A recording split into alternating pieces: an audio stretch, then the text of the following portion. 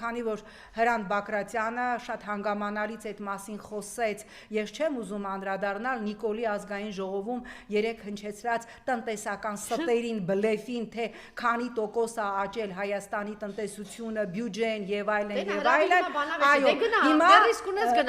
Հրանտ Բակրատյանը ձեզ հրավիրում է բանավեճի, իհարկե չեք գնա, որտեղ այսպես կդնի, այն ոնց է անում լանգետ, հենց լավ ժարի տարած լանգետ կսարքի, իսկ իրականում